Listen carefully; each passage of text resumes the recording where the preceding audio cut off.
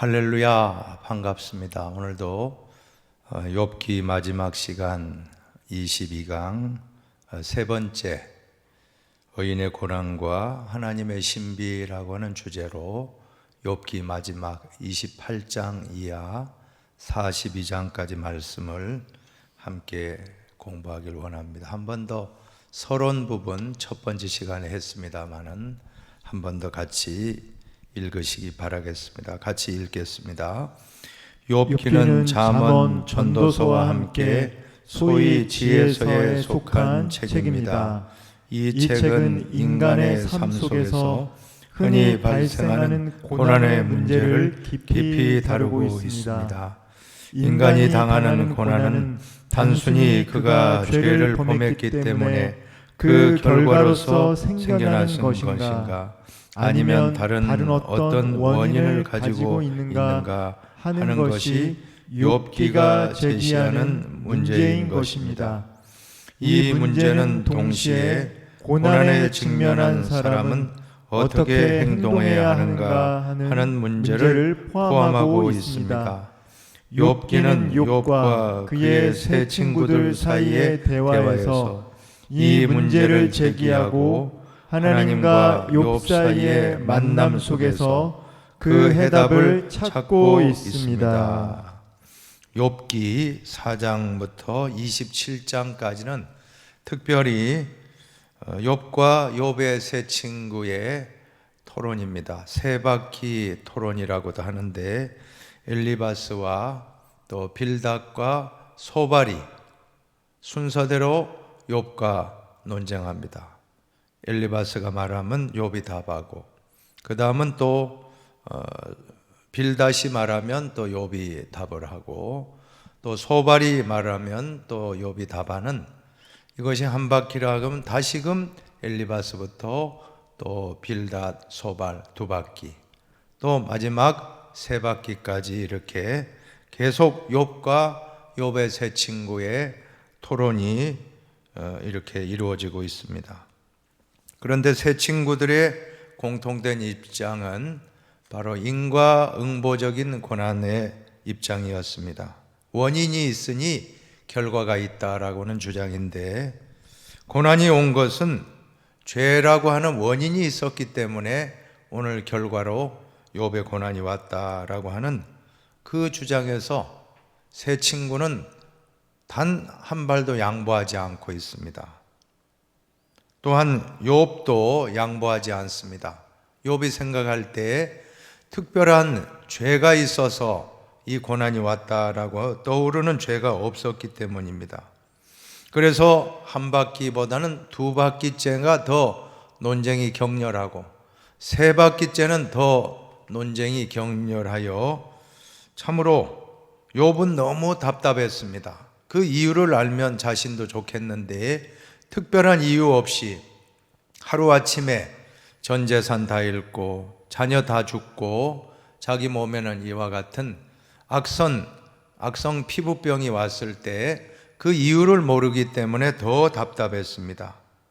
그래서 욥은 친구들과의 세 번에 걸친 토론이 특별한 유익이 없자 그는 하나님으로부터 지혜를 구하게 되었던 것입니다. 오히려 친구들은 쓸모없는 의사와 같았고, 또 친구들은 재난을 주는 위로자와 같은 그러한 모습이 되고 말았던 것입니다. 그래서 이제 지혜를 예찬하는 내용이 바로 오늘 본문 28장입니다. 지혜의 예찬의 시라고도 알려지고 있는데, 마치 욥기서에서 잠언을 보는 것과 같습니다. 그래서 1절로 19절까지 보면 오직 하나님으로부터 지혜가 온다라고 하는 것입니다. 참 지혜는 하나님을 경외하고 악에서 떠나는 것이라고 하는데, 앞부분은 수직적 영적인 차원의 신앙이라고 하면, 후자는 수평적 윤리적 차원의 덕성이라고 할 수 있을 것입니다. 어찌되었건 인간의 변론과 토론으로는 무익함을 깨닫고 하나님께로 향하여 하나님의 지혜를 구하고 하나님의 지혜를 찾는 것이 바로 28장의 지혜의 예찬 부분이라고 하면 될 것입니다. 두 번째로 지혜는 컴퓨터의 소프트웨어와 같은 것입니다. 컴퓨터가 작동하려면 하드웨어만 가지고 되는 것이 아니라 소프트웨어가 잘 작동해야 합니다. 그 지혜가 바로 소프트웨어라고 하는 것입니다. 지혜가 없으면 어리석은 인생이 될 수밖에 없습니다. 그러므로 인생에 있어서 지혜는 너무나도 중요한 것입니다. 사랑하는 여러분, 무엇이 지혜입니까? 하나님을 경외하는 것입니다. 이것이 지혜 문학의 핵심적인 말씀인데, 참 지혜는 하나님을 경외하는 것이고 악에서 떠나는 것이라고 하는 것입니다. 전자가 수직적 차원의 하나님과의 관계에서 오는 지혜라고 하면, 후자는 수평적 사람과의 관계에서 오는 지혜입니다. 이 두 가지가 다 지혜의 중요한 요소가 된다는 것입니다. 세 번째로 지혜는 죽을 때까지 끝없이 겸손한 마음으로 사모하고 구해야 할 최고의 선물이라고 하는 것입니다. 너희 중에 누구든지 지혜가 부족하거든 모든 사람에게 후히 주시고 꾸짖지 아니하시는 하나님께 구하라. 그래야면 주시리라 라고 야고보서 1장 5절에 말씀하지 않습니까? 그래서 솔로몬도 1000번제를 드린 다음에 내가 너에게 무엇을 줄까? 하나님 음성 들었을 때 부귀영화를 구한 것이 아니라 이 많은 백성들을 잘 통치하고 다스릴 수 있는 지혜를 달라고 구했고, 그것이 하나님 마음에 합했다고 했습니다. 그래서 솔로몬은 큰 지혜의 선물을 받았고, 지혜뿐 아니라 구하지 않은 부귀영화, 권력, 또한 물질, 여러 가지 명예까지 다 얻게 되는 그러한 결과가 나타나게 되었던 것입니다. 지혜는 우리에게는 가장 좋은 최고의 선물입니다. 사랑하는 여러분, 오늘도 지혜를 구합시다. 특별히 고난당한 자가 있습니까? 고난당할 때 더 필요한 것은 하나님의 지혜입니다. 더 큰 지혜를 달라고 기도하셔서 최고의 선물을 다 받는 저와 여러분이 되기를 축복하겠습니다. 이제 29장은 행복했던 옛날이여 라고 하며 욥의 행복했던 옛날에 대한 향수를 추억하고 있습니다. 18절 이하 25절까지는 왕 같았던 날에 대한 향수입니다. 인생을 살면서 아름다운 추억을 만든다는 것은 중요합니다. 그래야 어려울 때 과거를 회상하며 미소를 짓고 또 어려움을 이길 수 있는 힘이 된다라고 하는 것입니다. 신앙생활에서도 영적인 은혜의 추억은 너무나도 중요합니다. 여러분이 신앙생활 할 때 좋은 믿음의 추억을 많이 쌓아 놓으시기 바랍니다. 그것이 나중에 고난의 때, 환난의 때를 만났을 때 이길 수 있는 힘을 줄 때가 있다는 것입니다. 이러한 모든 것이 오늘 욥은 행복했던 과거의 나날을 추억하며 다시금 지금 당하고 있는 여러 가지 경제적, 가정적, 육체적 고통을 이기고 있다는 것입니다. 우리가 지금 당하고 있는 코로나의 고통과 또 경제적인 고통과 또 여러 가지 건강의 고통, 또 사업의 어려움, 자녀의 어려움이 있다라고 하면 우리는 믿음으로 이겨야 하는데, 우리가 과거에 하나님이 역사했던 좋은 믿음의 간증들, 좋은 믿음의 체험들이 이 어려운 코로나의 환난도 반드시 이길 수 있는 힘을 제공할 수 있다라고 하는 것입니다. 다음으로 30장입니다. 하나님이 나를 진흙 속에 던지시니 1절로 15절까지는 욥이 받는 천대의 모습이고 16절에서 31절까지는 욥이 당하는 고난입니다. 여러분, 욥은 과거를 회상하면서 현재를 바라보고 있는 것입니다. 현재는 너무나도 참 어려운 상황에 있습니다. 현실은 너무나도 힘들고 차갑고 냉랭하고 찬란했던 과거의 모습과 비교해 보면 너무나도 현재의 모습은 비참하기 그지없습니다. 그래서 욥은 비통하기 짝이 없는 어조로 현재의 고통을 다시금 또 과거를 바라보면서 회상했다가 이제는 현재에 받는 고난이 너무 괴로워서 탄식을 하고 있는 것입니다. 마치 진흙 가운데에 빠져서 허우적대는 그러한 모습으로 묘사하고 있습니다. 특별히 문제는 하나님의 침묵입니다.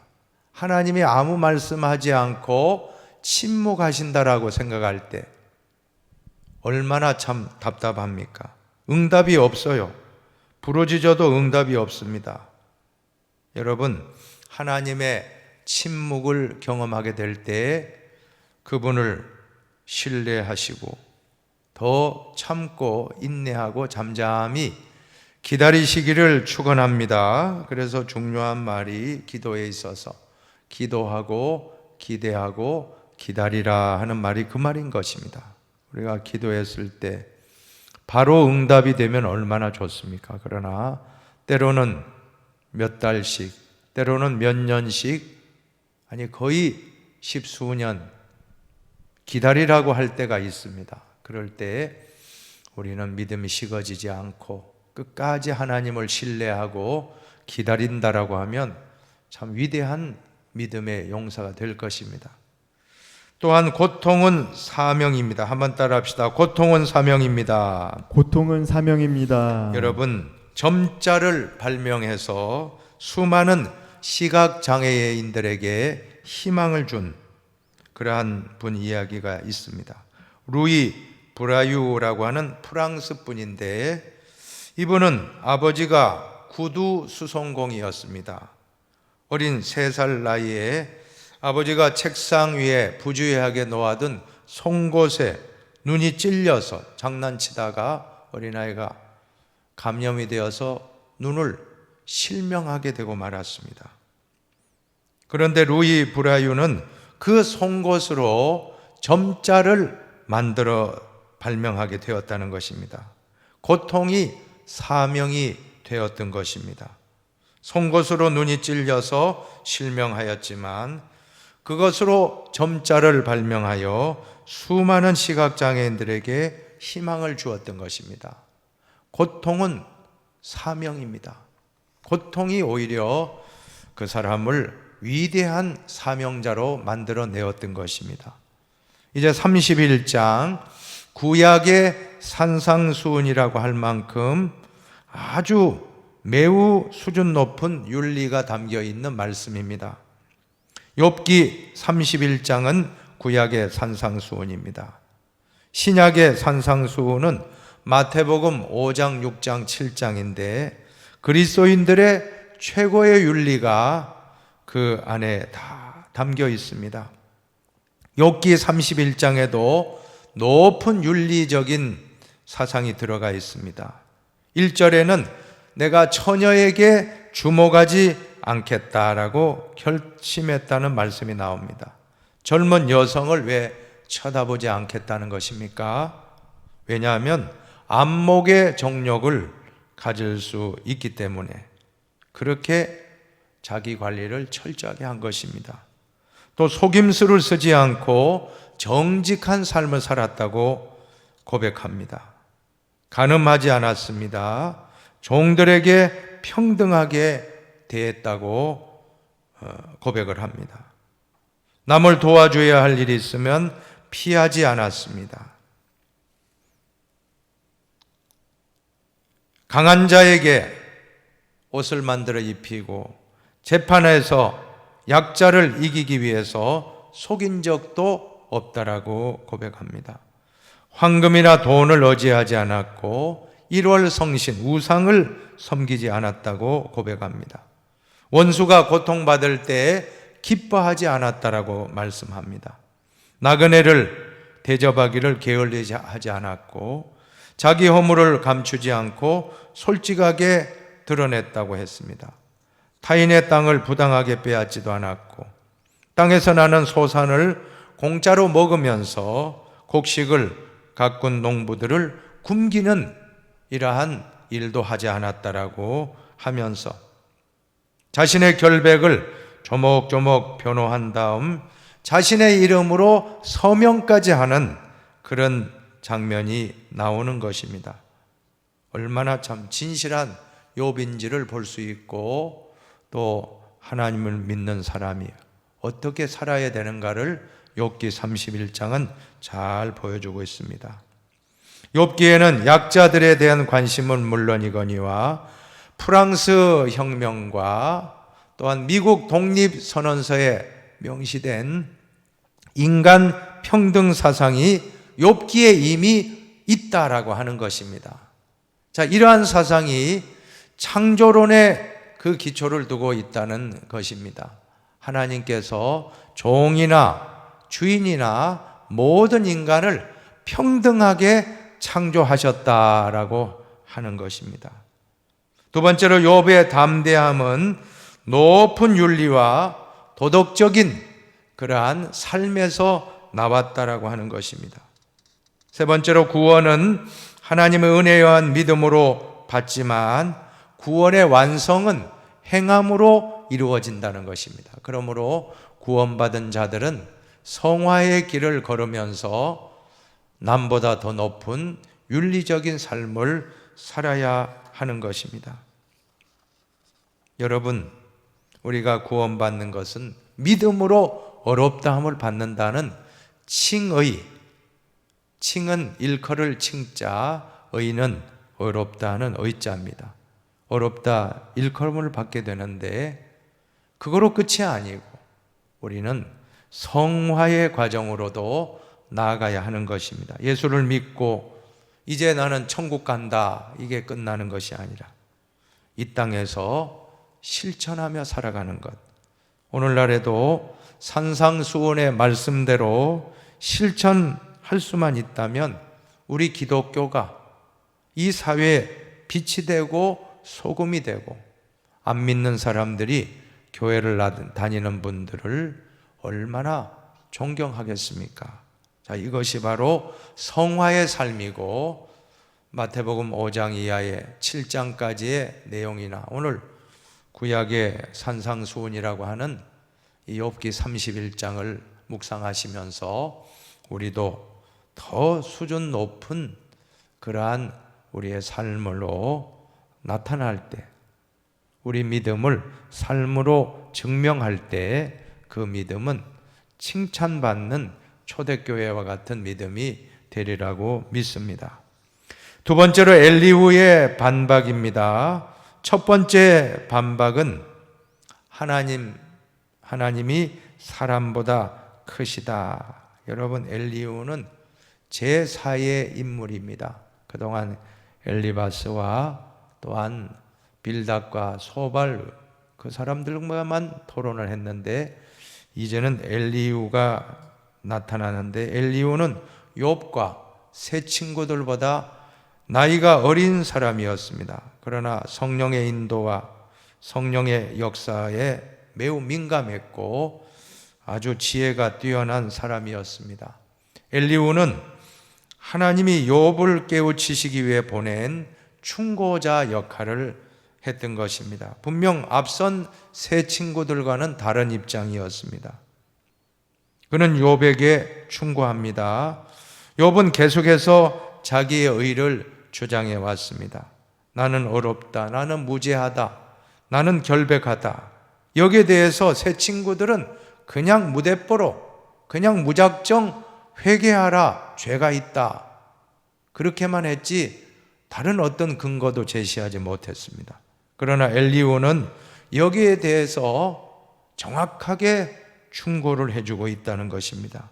엘리후의 충고 내용을 보시면 고통에는 타당한 하나님의 이유가 있다라고 하는 것입니다. 하나님의 목적이 있다는 것입니다. 하나님의 섭리가 있다는 것입니다. 그리고 하나님은 침묵하시는 것이 아니라 계속해서 말씀하셨다라고 주장합니다. 여러분, 하나님은 지금도 우리들에게 말씀하고 계십니다. 단 우리가 영적인 귀가 둔해서 막혀서 듣지 못할 뿐인 것입니다. 그래서 C.S. 루이스가 뭐라고 했습니까? 고난은 귀머거리인 인간을 깨우치시기 위한 하나님의 스피커, 하나님의 확성기라고 그렇게 말했던 것입니다. 사람이 평상시에는 잘 될 때, 평범할 때는 하나님 음성을 잘 못 듣다가 고난 당할 때 하나님의 음성을 세밀하게 우리는 다 들을 수가 있지 않습니까? 엘리후는 고난에 대한 교육훈련적 해석을 하였습니다. 과거에 집착하여 고통의 원인만 찾아낸 것이 아니었습니다. 미래를 보면서 고통 속에 들어있는 의미를 헤아리도록 하였습니다. 문제는 욥의 경우와 같이 고난의 의미를 묻기에는 지나치게 가혹하고 무고한 자의 고난에 대해서는 완전하게 답변할 수는 없었다는 것이 한계점인 것입니다. 두 번째 반박으로 34장에 하나님은 정의롭고 자유로우시다라고 주장을 합니다. 첫 번째로 하나님의 정의를 변호하는데 하나님은 절대 불의가 없는 정의로우신 분이라고 엘리후는 주장을 합니다. 그러면서 동시에 하나님의 자유를 변호하고 있는데 하나님은 공의와 인과율의 법칙으로 세상을 주관하시지만 그것을 뛰어넘는 자유를 가지신 분이라는 것입니다. 그 자유는 인간의 이성과 생각으로는 이해할 수 없는 것이라고 하는 것입니다. 우리가 다 하나님을 이해할 수 있다, 이건 거짓말입니다. 다 이해할 수 없고 지금 욥이 당하고 있는 이 고난도 인간의 언어로는 다 설명할 수 없다는 것입니다. 왜 그렇습니까? 그것은 하나님의 영역이기 때문에. 친구들 차이죠. 친구들은 계속해서 죄 때문이다. 세 바퀴 돌면서 더 감정만 상하고 오죽하면 재난을 주는 위로자다. 자네들은 쓸모없는 의사들이네 라고 할 만큼 욥에게 전혀 도움이 되지 않은 변론이었습니다. 그러나 엘리후는 하나님에 집중하고 하나님의 목적이 있다. 또 하나님은 정의로운 분이고 결코 불의한 분이 아니다. 또 하나님은 자유가 있는데 하나님은 침묵하실 자유도 있고 하나님은 숨어 계실 자유도 있다는 것입니다. 우리가 기도만 하면 자동 판매기와 같이 그냥 꾹 동전만 넣고 누르면 그냥 응답이 오는 그게 하나님의 응답이 아니라는 것입니다. 우리는 하나님의 정의도 중요하지만 하나님의 자유, 이것은 욥기에서 특별히 엘리후를 통해서 우리에게 교훈하시는 중요한 신학적인 사상인 것입니다. 하나님은 정의로운 분이고 또한 하나님은 자유로우신 분이다. 우리는 하나님을 내 잣대로 내 어떠한 판단으로 하나님을 재단한 일이 있어서는 안 될 것입니다. 세 번째 반박입니다. 35장에 하나님께 무슨 보탬이 되며라는 그런 주제인데 인간의 행위와 하나님의 초월성을 말씀하는 것입니다.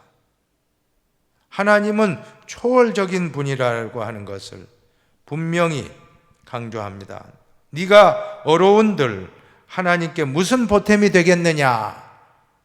우리는 한계가 있다는 것입니다.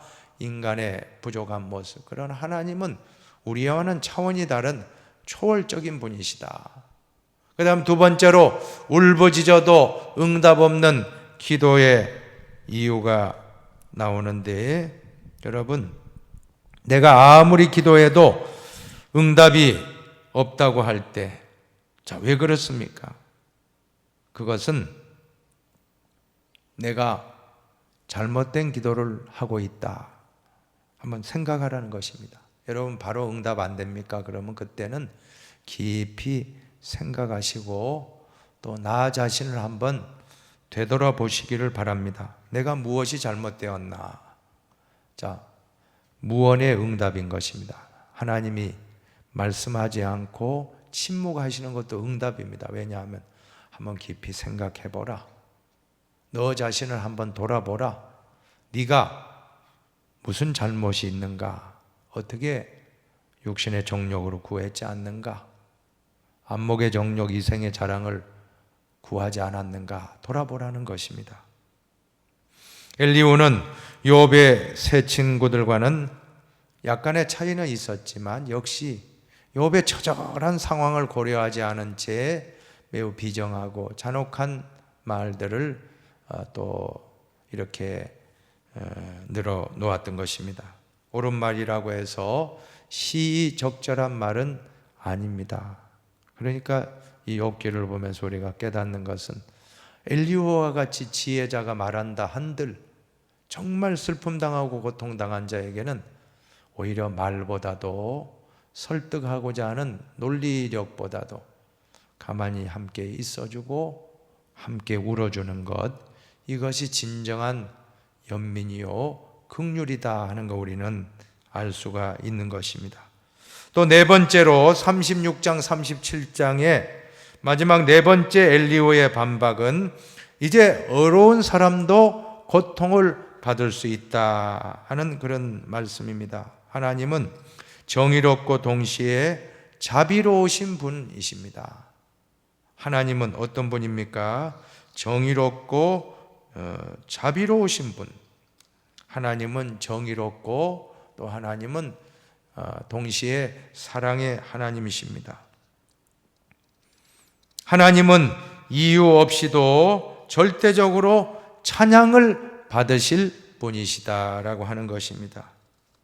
고난의 신비는 인간이 자기의 지혜가 아니라 겸손한 마음으로 하나님을 경외함으로 해결될 수밖에 없습니다.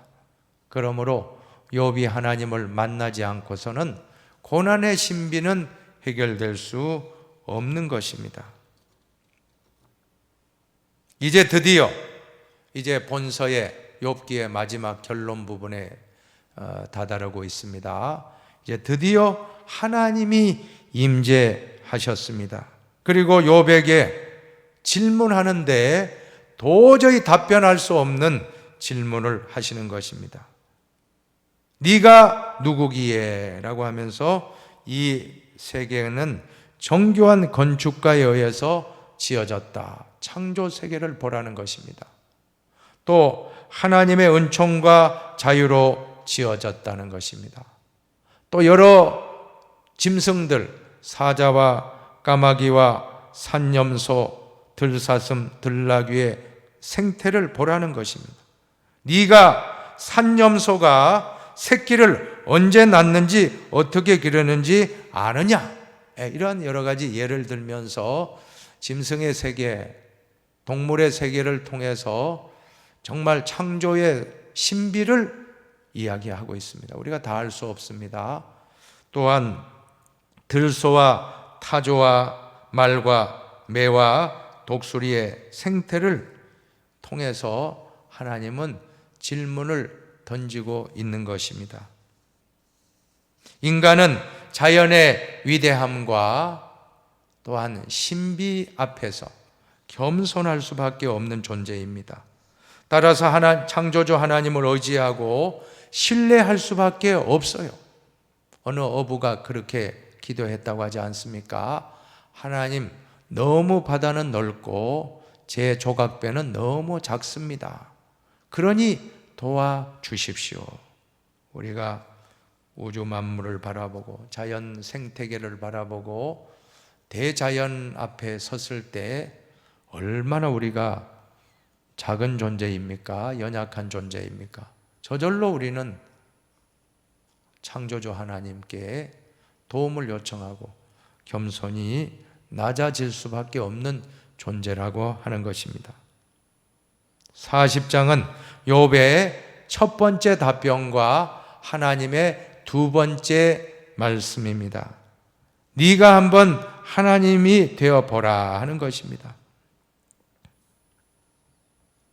여러분, 혹시 짐 캐리라고 하는 분이 주연으로 작품 영화 브루스 올마이티라고 하는 영화 보셨습니까?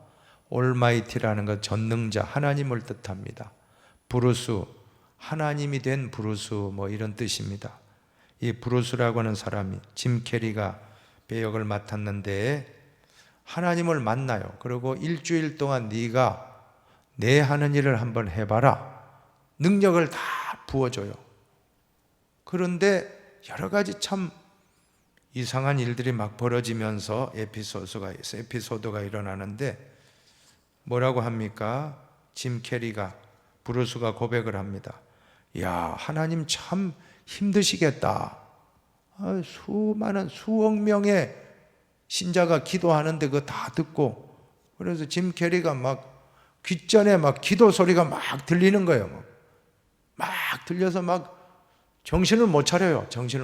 야, 그러면서 하는다는 소리가 하나님 참 힘드시겠다. 뭐 이런 말을 하는 장면이 기억이 납니다.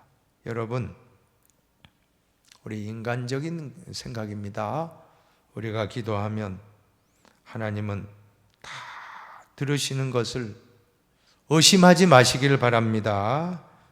인간은 피곤하고 힘들어하지만 하나님은 졸지도 않고 주무시지도 않고 우리의 일과일동을 다 보시는 분, 그러니 전능자이십니다. 전능하신 하나님이신 것입니다. 여러분, 오늘 이 시간, 오늘 우리는 하나님의 능력을 믿고 하나님을 나의 아버지로 모시고 살기를 축원합니다. 내가 10분만이라도 하나님이 된다면 이 세상은 어떻게 될까? 자, 어떻게 될 것 같아요? 하나님의 자유는 자동 판매기가 아닙니다. 하나님의 자유는 정의를 뛰어넘어 값없이 주시는 하나님의 사랑과 은총을 가능케 해주는 핵심인 것입니다. 이제 41장 하나님의 두 번째 말씀입니다. 누가 그것들과 맞서겠느냐? 피조물 두 개를, 육지의 베헤못은 하마입니다. 또 바다짐승 리워야단, 악어입니다. 이 하마와 악어를 통해서 이 모든 것, 여러분, 하마와 악어, 이 짐승들은 강력한 힘을 자랑합니다. 인간이 통제할 수 없는 그러한 짐승들입니다. 그런데 하나님은 이 모든 베헤못과 또 리워야단을 하나님은 통제하고 다스리고 다 창조하셨다는 것입니다. 그런데 인간은 이 두 짐승들을 통제할 수 없습니다. 베헤못과 리워야단은 인간이 통제할 수 없는 악과 고통의 문제를 상징한다라고도 볼 수 있습니다. 하나님은 이 두 짐승을 창조하셨지만 통제하시듯이 악과 고통의 문제도 마찬가지인 것입니다. 하나님은 악과 고난을 통제하시지만 이와 동시에 그들의 존재를 제거하지 않으시고 허용하신다라고 하는 것입니다.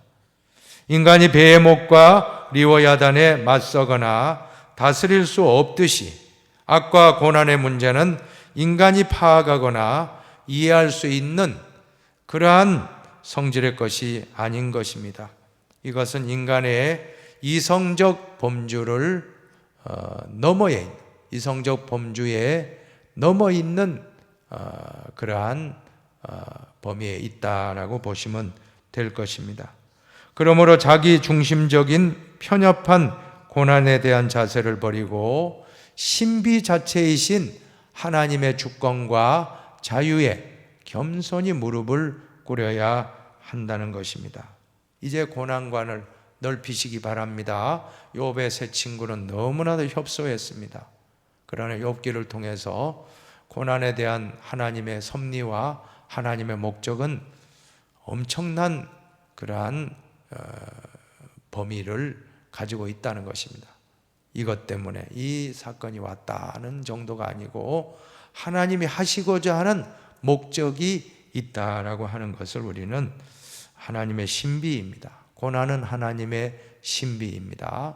고난은 하나님의 영역입니다. 우리가 다 알 수 없지만 하나님은 우리에게 목적을 가지고 고난을 주시고 있다는 것을 항상 염두에 두시기 바랍니다. 이제 마지막 장입니다.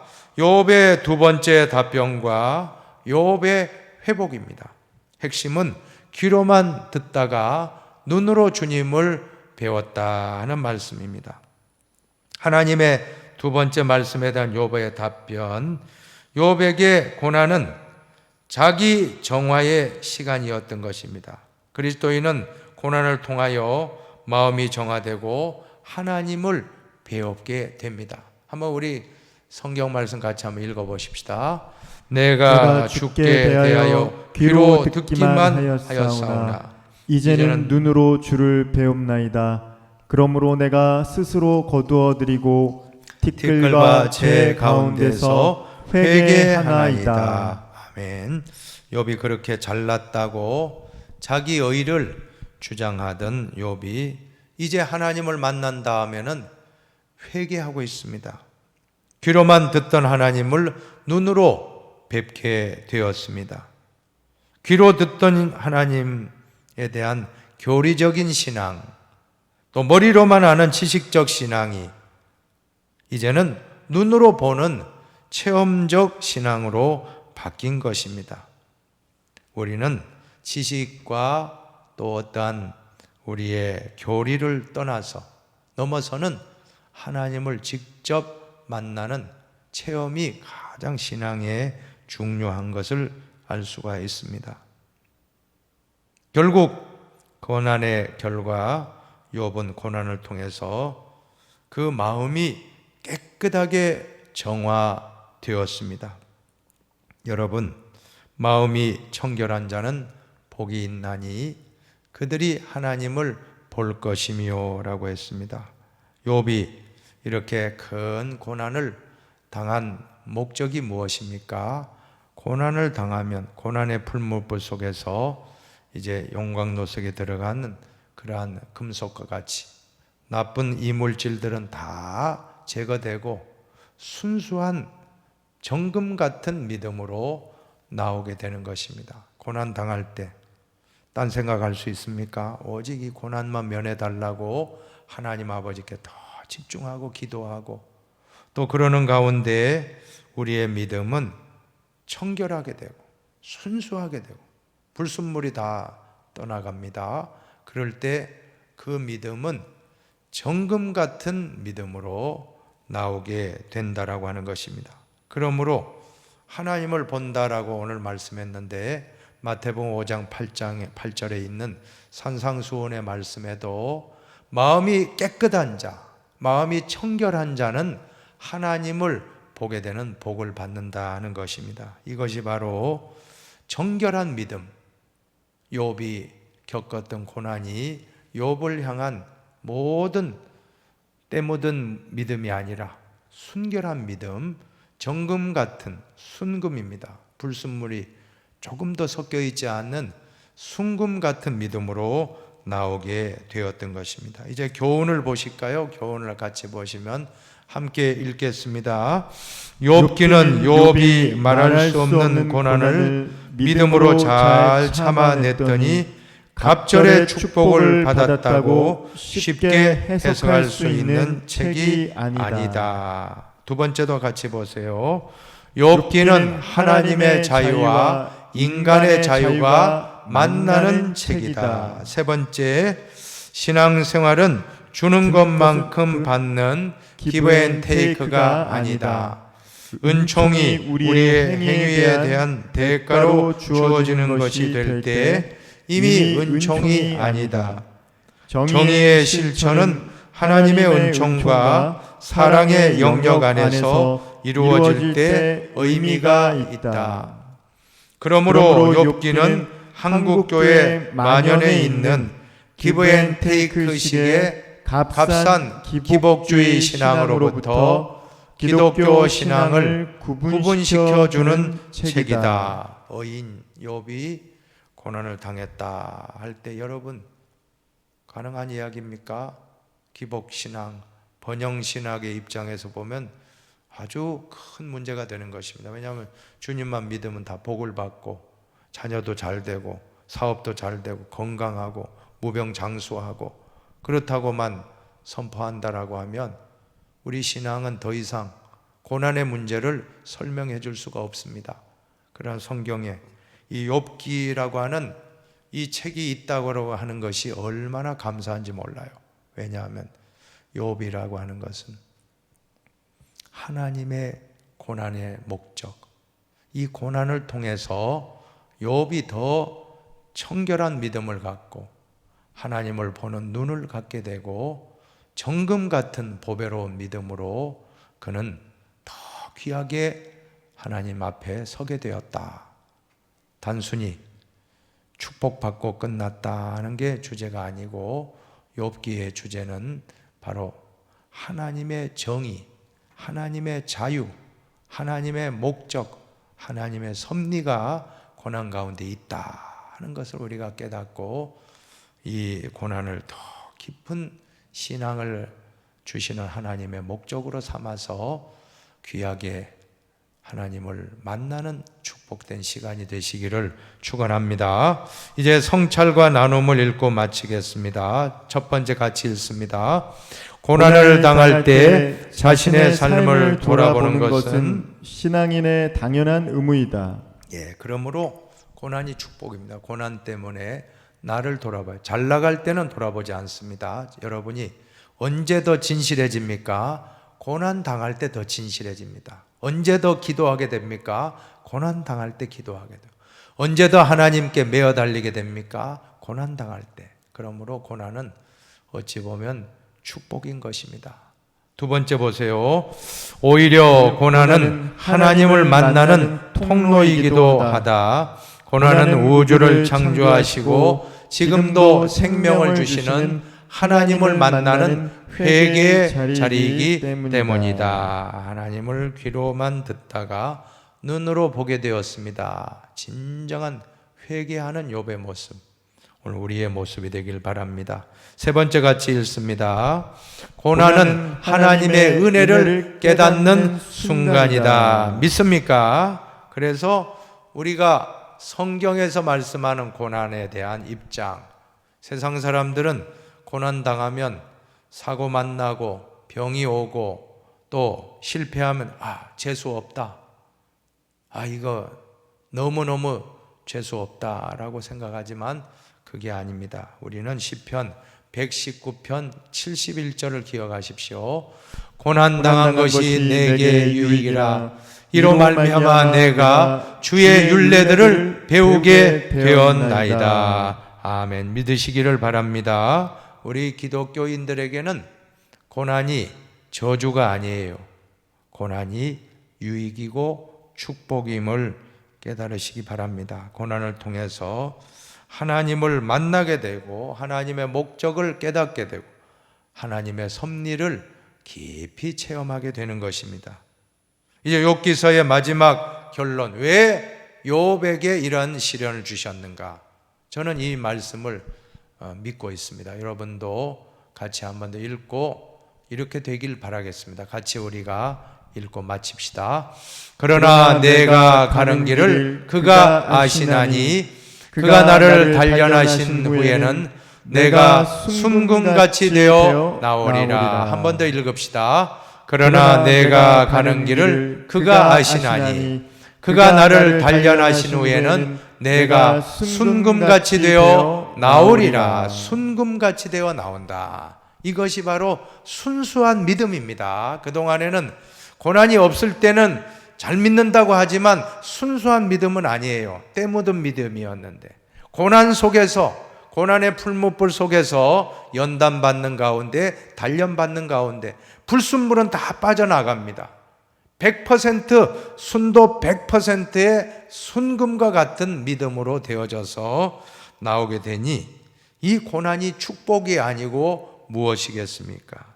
사랑하는 여러분, 우리 모두 하나님이 고난을 주신 목적이 순금같이 큰 믿음을, 우리에게 깨끗한 믿음을 주시기 위한 목적이다 하는 걸 깨닫고 지금 나의 앞에 있는 모든 고난을 잘 통과하여 순금 같은 믿음으로 나오게 되시기를 진실로 축원드리겠습니다. 한번 기도합시다.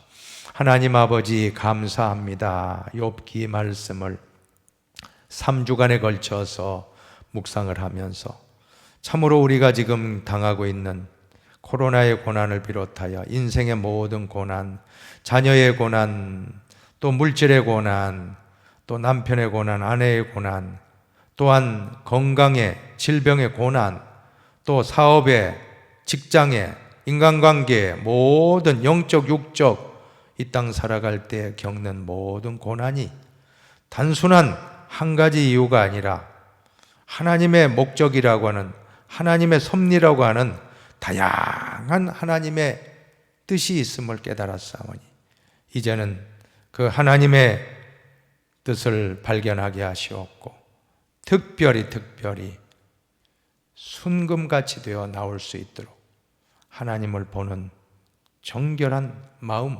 깨끗한 마음의 소유자, 그리고 순금 같은 믿음의 소유자가 되어져서 이 고난이 있기 전보다 고난을 통하여 우리가 더더욱 하나님 기쁘시게 해드리는 금보다 귀한 믿음의 소유자로 거듭나게 하여 주시옵소서. 감사하오며 축복하며 길이요 진리요 생명 되시는 예수님의 이름으로 감사 기도드리옵나이다. 아멘. 예, 이제 다음 주 성경 공부 주제는 23강입니다.